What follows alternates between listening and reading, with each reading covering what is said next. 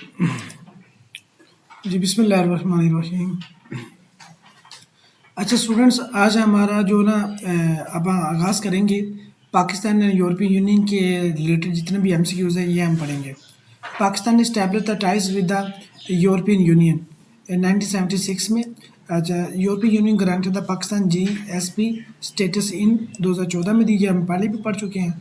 Pakistan mainly exports to European Union textiles, ठीक है ना। यूरोपियन यूनियन के ज़्यादा क्या करता है, टेक्सटाइल्स एक्सपोर्ट करता है। आगे European Union supports Pakistan in trade जो the European Union supports Pakistan in, जो यूरोपियन यूनियन पाकिस्तान में क्या सपोर्ट्स करता है, ट्रेड को भी करता है, डेमोक्रेसी को और डेवलपमेंट को भी करता है, ठीक है ना। Pakistan sign cooperation agreement with European Union 2004 में। आगे यूरोपियन यूनियन इज पाकिस्तान।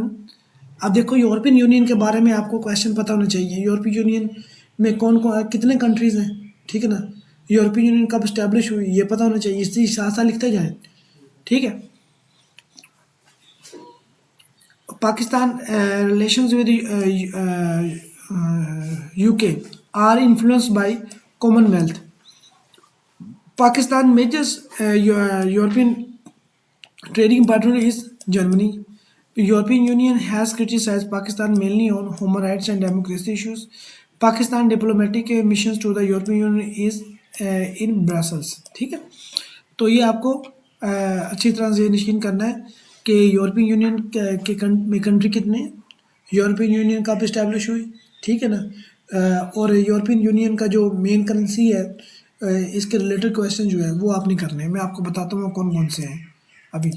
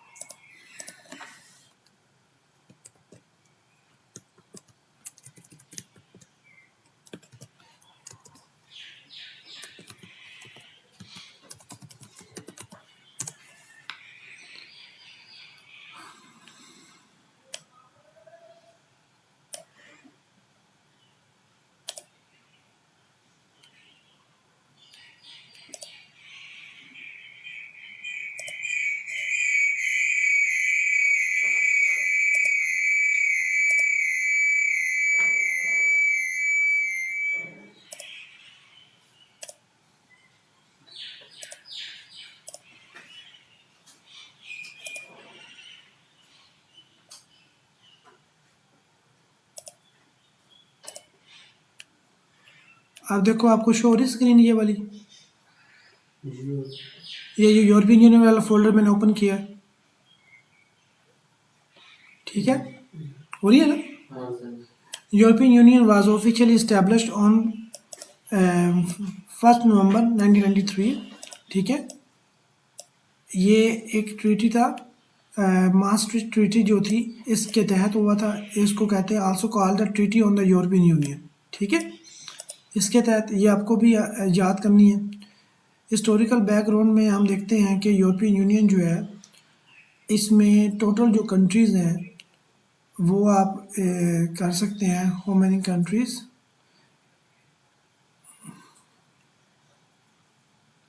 ऊपर करना स्क्रीनशॉट लेना।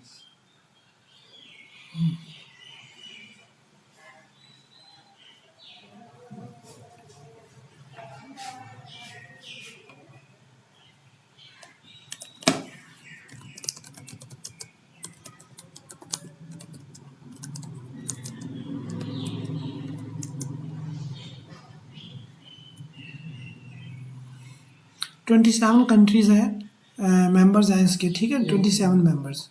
ये आपने इसी तरह चीज़ें सर्च करके साथ साथ लिखते जाना है, ठीक है ना। आप जो चीज़ आपको नहीं आती वो आपने फ़ौरन साथ लिखना है, ठीक है ना। 27 कंट्रीज़ हैं, ठीक है ना।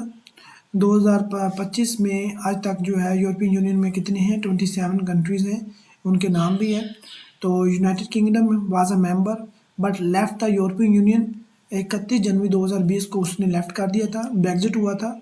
जो ब्रेग्जिट है, आपको पता होना चाहिए ब्रेग्जिट हुआ था। ब्रेग्जिट के तहत एग्जिट ऑफ द ब्रिटेन, ठीक है ना, exit of the Britain, Brexit कहते हैं एग्जिट ऑफ द ब्रिटेन, कि निकल जाना यूरोपियन यूनियन से।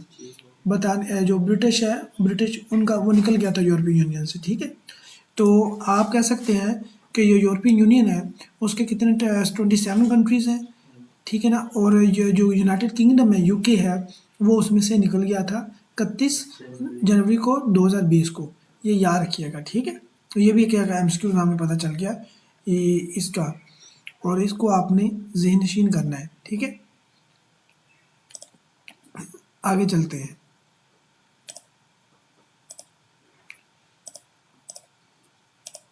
अब आपको स्क्रीन शो हो रही है एमसीक्यूज वाली। चलो, पाकिस्तान फर्स्ट कॉन्स्टिट्यूंट जो असेंबली है वाज फॉर्म्ड इन, कब बनी, 1947 को, ठीक है। आगे चलते हैं जनाब। द ऑब्जेक्टिव रेजोल्यूशन जो है वो foundation of the democracy in Pakistan was passed in 1949 में, ठीक है, 1949 में। आगे first constituent assembly was dissolve by Ghulam Mohammad 1954 में। गुलाम मोहम्मद ने क्या कर दी, ये फर्स्ट कॉन्स्टिट्यूंट असेंबली जो गुलाम मोहम्मद थे उन्होंने ये डिसॉल्व की है असेंबली। प्रेसिडेंट थे गुलाम। नहीं, गुलाम उस वक्त, हाँ ये हाँ प्रेसिडेंट थे, बिल्कुल प्रेसिडेंट थे। गुलाम मोहम्मद जो थे वो कौन थे, प्रेसिडेंट थे, ठीक है ना। First constituent assembly was dissolve by Ghulam Mohammad 1954 को। The supreme court validated the resolution the supreme, कर ले बाजी काम आप। The supreme court validated the resolution under which the doctrine necessity, ठीक है, डॉक्ट्राइन ऑफ नेसेसिटी के तहत सुप्रीम कोर्ट ने, ये हमने पढ़ नहीं लिया था ये वाले pages,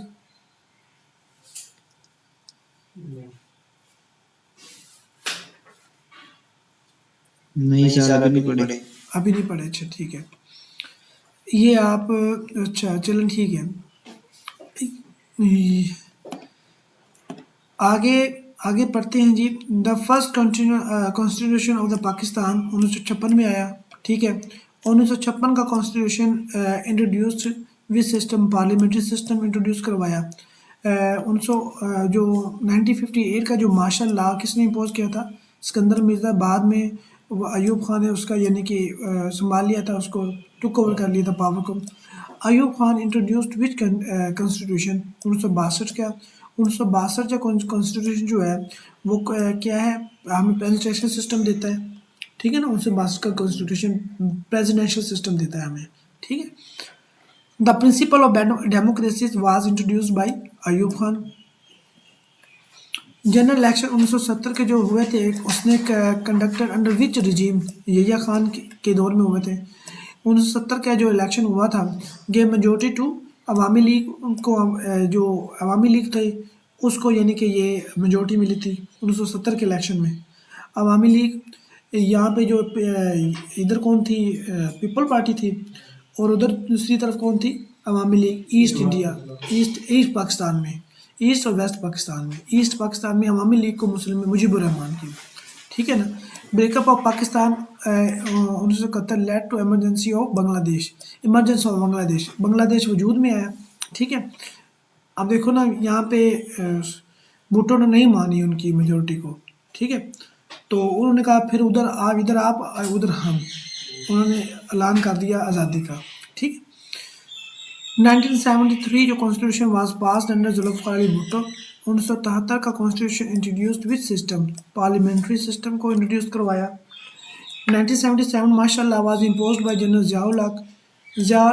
introduced 18th amendment in 1985 में, ठीक है ना, इन 1985 में। आगे देखते हैं। 8th amendment strengthen the powers of the president. The 1988 elections brought which leaders to power? Benazir Bhutto. Benazir Bhutto was the first female prime minister of Pakistan, ठीक है। आगे चलते हैं। Nawaz Sharif first became prime minister in 1919, ठीक है ना, 1990 में, 1990 में बना। आगे बहुत बेनज़ीर है नवाज गवर्नमेंट्स वर डिसमिस्ड अंडर आर्टिकल 58(2)(b), ठीक है, 58(2)(b) के तहत उसको डिसॉल्व किया गया। 13वीं अमेंडमेंट जो हुई थी 1997 में, remove which power, presidential power to dissolve assembly, ये इसको रिमूव कर दिया गया था, मतलब कि इसको पावर को ख़त्म कर दिया गया था। प्रेसिडेंट की पावर थी वो असेंबली को डिसॉल्व कर सकता है। आगे मुशर्रफ ओवरथ्रू नवाज शरीफ इन 1999, ये हम पहले लेक्चर में पढ़ चुके हैं ये वाला पोर्शन। अच्छा, Musharraf introduced legal framework order in 2002। 17th amendment जो हुई थी validated Musharraf LFO। Benazir Bhutto was assassinated in 2007 में। LFO stand legal framework order, legal framework of order, ठीक है ना, legal. The lawyers movement restored which institution? Judiciary। Musharraf resigned in 2008 में resign दिया था। PP गवर्नमेंट पास द की reform 18th amendment. 18th amendment जो हुई थी restored power to prime minister and parliament. आगे है जी 18th amendment enhanced autonomy of provinces. Provinces की जो ऑटोनमी थी नहीं वो बढ़ा दिया। ऑटोनमी क्या होता है? खुद मुख्तारियत, उनकी पावर्स को बढ़ा दिया था, ठीक है। 2013 में election brought which a party to power. 2013 में कौन सी PMLN आई थी? 2013 के इलेक्शन हुए थे first in Pakistan history to allow democratic transfer from the one civilian government to another. एक पहले 2008 से लेकर 2013 तक थी PP, उन्होंने अपनी मुद्दत पूरी की पहली दफ़ा, उसके बाद नवाज शरीफ की गवर्नमेंट था, ठीक है ना जी। Nawaz Sharif was disqualified by the supreme court in 2017 में। Imran Khan became prime minister in 2018 में। PTI form government in coalition with MQM and BAP and GD ये अदर्स। ये जो PTI ने कोलिशन गवर्नमेंट बनाई, ठीक है। आगे जी the senate in Pakistan present provinces. तब senate in Pakistan represents provinces. जो सेनेट है वो प्रोविंसेस को जो रिप्रेजेंट करता है। सेनेट जो है हमारा, जो अपर हाउस है वो सेनेट है, लोअर हाउस है वो नेशनल असम्बली को, दोनों को मिला के पार्लियामेंट कहते हैं। द नेशनल असम्बली जो रिप्रेजेंट पीपल, पॉपुलेशन बेस को रिप्रेजेंट करता है। The election commission of Pakistan is responsible for a free and fair election. Political parties in Pakistan are regulated under Political Parties Order 2002, ठीक है। आगे है parliament of Pakistan is by cameral है। Parliament of Pakistan जो है वो क्या है? By cameral. दो हाउसेज हैं उसके, बाई मैंने दो होते हैं, कैमरल हाउसेज दो हाउसेज हैं, उसमें सेनेट है और नेशनल असम्बली है। The president of Pakistan is elected by electoral college, ठीक है। The Prime Minister is elected by a National Assembly. The judiciary in Pakistan ensures rule of law and constitutionalism. The National Assembly term is 5 year होती है, ये आप याद रखिएगा। Senate members serve for 6 years. Local government is part of the democratic institutions. 25th Amendment merged which region with KPK FATA, ठीक है। Pakistan democracy has often been interrupted by military intervention, ठीक है। मिलिट्री इंटरवेंशन के जो Pakistan democracy को नुकसान हुआ military intervention की वजह से ज़्यादा मुदाखलत है। Kashmir dispute started 1947। At the time of the partition Jammu and Kashmir was निस्ली स्टेट, ठीक है। The ruler of the Kashmir 1947 was Maharaja Hari Singh. जो 1947 में उस वक्त कश्मीर का जो रूलर था, हुक्मरान था, वो कौन था? महाराजा हरि सिंह था। The majority population of the Kashmir was Muslim, ठीक है। आगे Pakistan claims Kashmir on the basis of two nation theory. India claims Kashmir on the basis of instrument of accession. The first war between the Pakistan and India over Kashmir was in 1947-1948 में हुई, ठीक है। आगे UN intervene in Kashmir dispute. UN ने दाखिलत की 1948 में, मतलब के बीच में आया और जंग रुकवाई यूनाइटेड नेशन ने। The United nation security council resolution on the Kashmir called for plebiscite, मतलब कि प्लेबिसाइट करवा लिया जाए, ठीक है। दोनों कश्मीर दो रियासती हाँ फ्लैग कश्मीर के लोग जिसको मर्जी वोट दे दें, ठीक है ना। कश्मीर के लोग जो है वो जिसको मर्जी वोट दे दें, उधर इलेक्शन करवा लिया, मतलब कि उधर करवा लिया जाए, उनको राइट दे दिया जाए, वो जो है इंडिया के हक में दे दें चाहे पाकिस्तान के हक में दे दें, जिसके साथ मिलना चाहे या अपनी हुकूमत बनाना चाहे तो वो अपनी बना लें। वैसा ये वोट हो या कोई नहीं? नहीं हुआ, अभी तक नहीं हुआ। The UN commission for India and Pakistan was set up in 1948। The line of control was establish under after 1949 cease fire, ठीक है ना। लाइन ऑफ कंट्रोल ये याद रखिएगा, ये 1949 वाला, ठीक है। द सेकंड वार, जो सेकंड वार हुई थी बिटवीन इंडिया एंड पाकिस्तान, वो 1965 में हुई थी। The Tashkent agreement was signed after which war, 1965 में, ठीक है ना। 1965 की वार के बाद ताशकंद मुआहदा हुआ था। 1971 जो war is resulted in separation of east Pakistan. The Shimla agreement between Pakistan and India was sign in 1972, ठीक है। शिमला एग्रीमेंट को अब कब हुआ था, 1972 में। Shimla agreement converted ceasefire line into line of control, ceasefire line को लाइन ऑफ कंट्रोल में दे दिया, का नाम दे दिया। सियाचिन जो conflict between Pakistan and India began in 1984 में।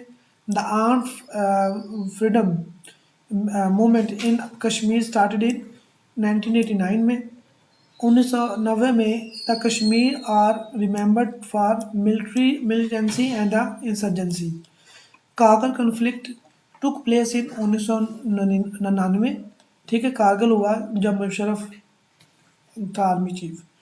The Lahore declaration was signed in 1999। आगे चलते हैं जी। The special status of the Kashmir was granted under Indian constitution article 370, ठीक है। आगे चलते हैं। ये देखो ना, ये मैं आपको उस दिन कह रहा था ना, ये आपने सर्च करना था, आपने तो सर्च किया ही नहीं। आगे आगे है, अच्छा क्या बैठ बैठ the special status of the Kashmir जो है was granted under Indian constitution 300 article 370 के तहत उन्होंने स्पेशल स्टेटस दिया। इंडियन ने जो मकबूजा कश्मीर को उसको अपने कर लिया था, ठीक है ना, 370 के तहत।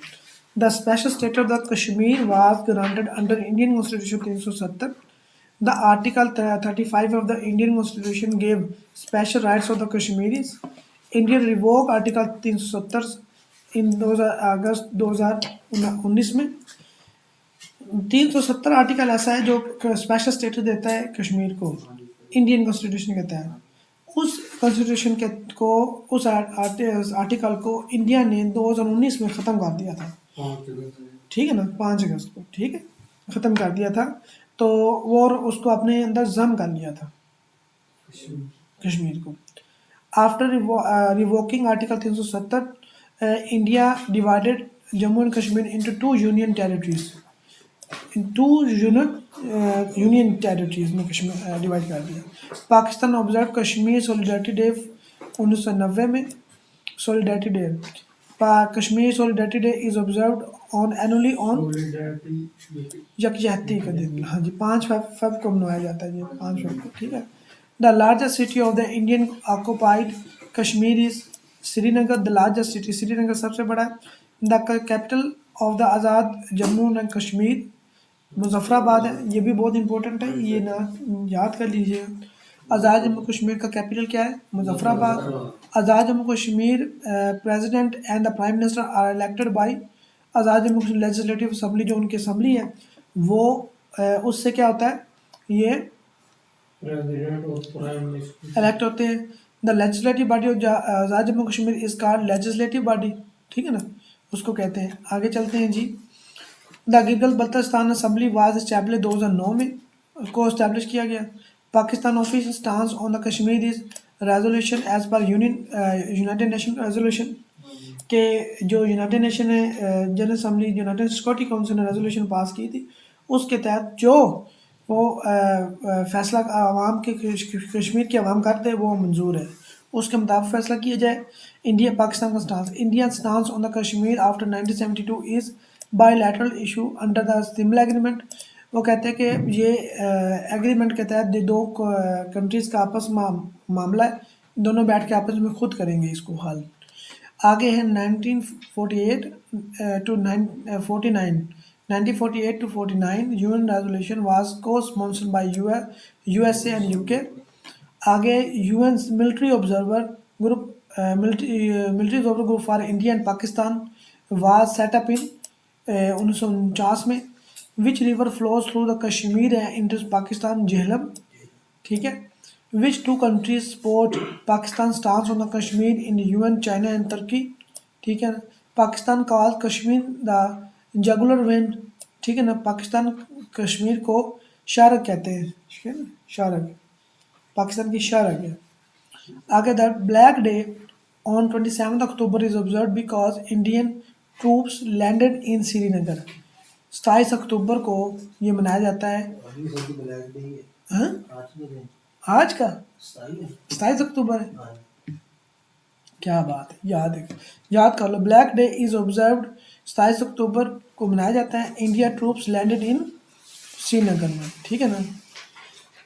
अच्छा जी, the Hurriyat conference was formed in 1993 में। The leader of all parties Hurriyat conference was Syed Ali Shah Geelani. Burhan Wani became a symbol of resistance after his martyrdom in 2016। ठीक है ना। ये उनके लीडर्स के बारे में सारे। Burhan Wani became a symbol of resistance। ठीक है।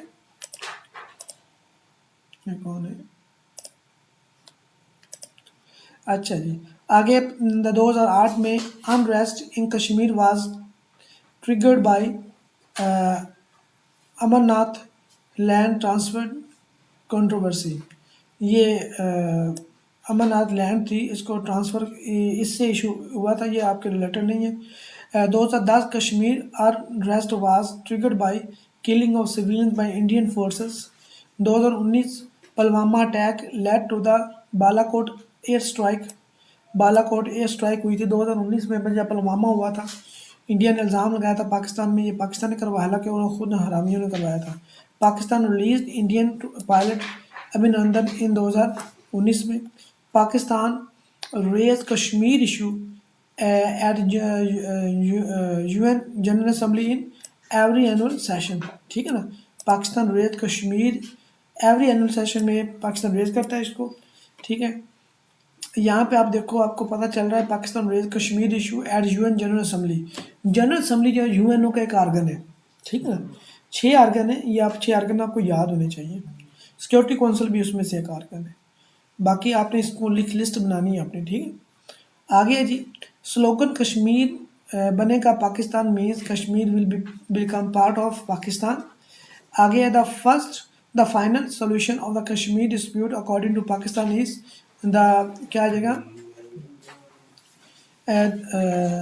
The through UN mandated plebiscite. ठीक है ना। यूएन ने जो दिया है तजवीज़, उसके मुताबिक उसको हल करवाया जाए। अब आगे अफ़गानिस्तान पर पढ़ते हैं कि अफ़गानिस्तान में the Soviet Union invaded Afghanistan in, ये तो 1979 में, ये तो आपको कई दफ़ा याद करवा दिया मैंने, बोल भी दिया है। The Afghan government the Afghan resistance against USSR was called, mujahideen उनको कहा गया था। आगे Pakistan supported Afghan mujahideen under which ruler, general Zia-ul Haq. General Zia-ul हक के दौर में, यानी कि ये पाकिस्तान ने सपोर्ट किया था अफ़गान मुजाहिदीन को, ठीक है ना।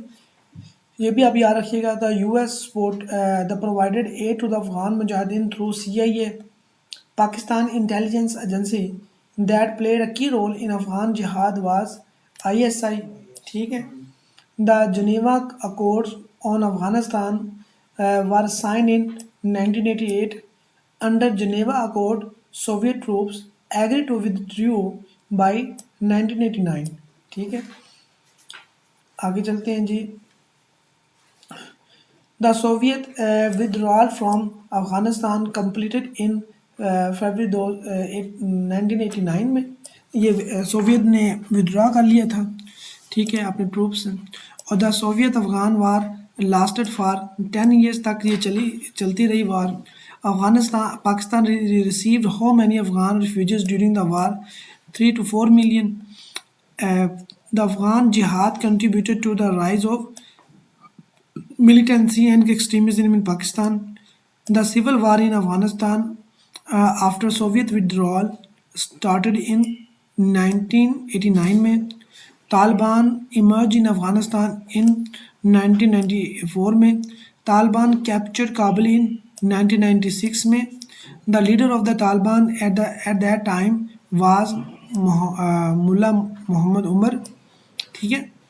The only 3 countries recognize Taliban government: Saudi Arabia, UAE and Pakistan, ठीक है ना।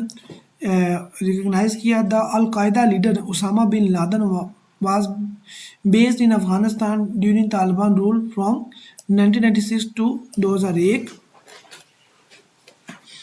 9/11 attacks took place in 2001 में ये हुआ। 9/11 अटैक्स जो हुआ था, US launched war in Afghanistan called Operation Enduring Freedom। Pakistan joined the US-led war on terror in 2001 में। Taliban government in Afghanistan collapsed in 2001 में। Hamid Karzai became the interim leader of Afghanistan in 2001 में। NATO forces entered Afghanistan in 2003 में, ठीक है। Pakistan faced a rise of terrorism after 2001 में due to spillover of Afghan conflict। The Tehreek Taliban Pakistan TTP जो है was formed in 2007 में। Pakistan launched operation राह निजात इन साउथ वज़ीरिस्तान इन 2009 में। ऑपरेशन ज़रब अज़ब वाज लॉन्च 2014 में। ये कई दफ़ा हम पढ़ चुके हैं इस के बारे में, ठीक है। आगे the longest war in US history is Afghanistan war. The US signed peace deal with Taliban in Doha in 2020 में, फेब 2020 में। ये आप याद रखना, ये भी इम्पोर्टेंट है। दोहा कतर का कैपिटल है। आगे Doha agreement was signed between US and Taliban, ये भी आपको पता होना चाहिए। According to Doha agreement US troops would withdraw by 2021 में। तालिबान रिकैप्चर्ड काबुल इन 2021 में। The Afghan president who fled Kabul in 2021 was Ashraf Ghani, ठीक है। अशरफ गनी था जो उस वक्त अफगान प्रेसिडेंट था, ठीक है, वहाँ से निकल गया। After 2021 take over Taliban announced take over Taliban after 2021 take over Taliban announced Islamic emirate of Afghanistan. मतलब उसका नाम रखा Islamic emirate of Afghanistan. The Taliban government of 2021 is not recognised by any major country. Pakistan is affected by Afghan instability due to terrorism and refugees. Afghan refugees in Pakistan are mostly settled in Khyber Pakhtunkhwa and Balochistan. आगे Pakistan economy was burdened by Afghan refugees through job, housing and resources. Cross-border militancy in Pakistan increased due to Afghan-based TTP।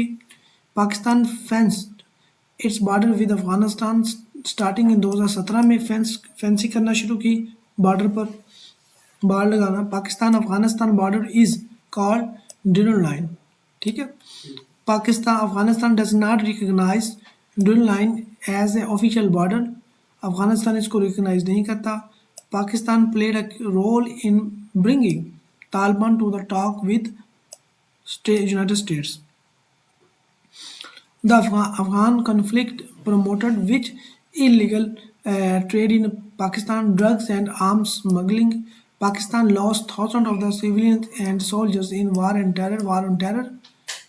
Pakistan conducted Operation Radd al-Fasad in 2017 में। Afghan conflict provided rise to extremism in tribal areas and KPK में। आगे Pakistan foreign policy majority regarding Afghanistan is peaceful and stable Afghanistan. ठीक है, आगे है the international airport in Afghanistan was secured by Taliban in 2021 में। The situation in Afghanistan remains critical for Pakistan security economy and regional stability के हवाले से। आगे है जी Pakistan energy problems. Pakistan main source of electricity generated historically has been thermal power. ये अपने याद रखना, ये पेपर में भी आ जाता है। पाकिस्तान ज़्यादातर एनर्जी थर्मल पावर से लेता है। आगे the biggest hydro water station in Pakistan is Tarbela dam. Pakistan faces energy problem mainly due to gap between demand and supply. आगे द मेजर जो share of the Pakistan energy consumption is used by industrial sector. Pakistan electricity जो है shortfall at the time reaches up to, ये आप छोड़ दें इसको। The main fossil fuels used in Pakistan for power generation is natural gas. Load shedding in Pakistan is primarily caused by power shortage की वजह से होती है लोड शेडिंग।